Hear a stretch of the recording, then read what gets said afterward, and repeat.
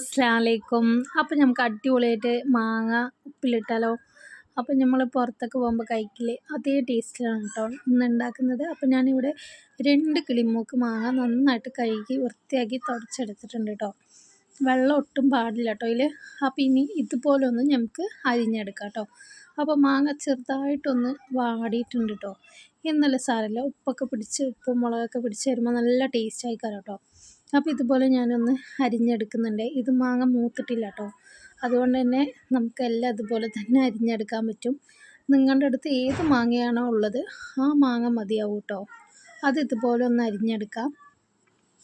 അപ്പോൾ ഇതിന് ഞാൻ ഇതെല്ലാം അരിഞ്ഞെടുത്തിട്ടുണ്ട് കേട്ടോ. അപ്പോൾ അടിപൊളി ടേസ്റ്റാണ് കേട്ടോ. അപ്പോൾ ഇതുപോലെ എന്തായാലും നിങ്ങളൊന്ന് ട്രൈ ചെയ്ത് നോക്കുക. അപ്പോൾ ഇതുപോലെ ഞാനൊരു ഗ്ലാസിൻ്റെ ഒരു കണ്ടെയ്നർ എടുത്തിട്ടുണ്ട് കേട്ടോ. ഇനി നമുക്ക് അരിഞ്ഞു വെച്ച മാങ്ങ ഇതിലോട്ട് ഇട്ട് കൊടുക്കാം. ഒട്ടും വെള്ളം പാടില്ല കേട്ടോ, വേഗം പൂപ്പൽ വരുവേ. അപ്പോൾ അതുപോലെ തന്നെ സ്പൂണും കൊണ്ട് എടുക്കുമ്പോൾ സ്പൂണ് നന്നായിട്ട് തുടച്ചതിന് ശേഷം മാത്രം മാങ്ങ എടുക്കാൻ പറ്റുള്ളൂ കേട്ടോ, അല്ലെങ്കിൽ വേഗം പൂപ്പൽ വരും. ഇനി നമുക്ക് വെള്ളവും കൂടി ഒഴിച്ച് കൊടുക്കാം. കുറച്ചധികം തന്നെ നമുക്ക് വെള്ളം ഒഴിച്ച് കൊടുക്കാവേ. അപ്പോൾ ഇതുപോലെ കുറച്ചും കൂടി വെള്ളം ഒഴിച്ച് കൊടുക്കാം. ഇനി നമുക്ക് കുറച്ച് സുർക്ക മെയിനാണല്ലോ, അപ്പോൾ സുർക്കയും കൂടി കുറച്ച് ഒഴിച്ച് കൊടുക്കാം കേട്ടോ.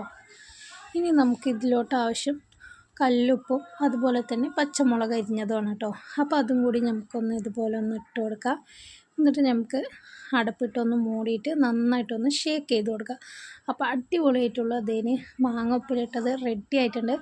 Thanks for watching. അസ്സലാമു അലൈക്കും. Bye bye.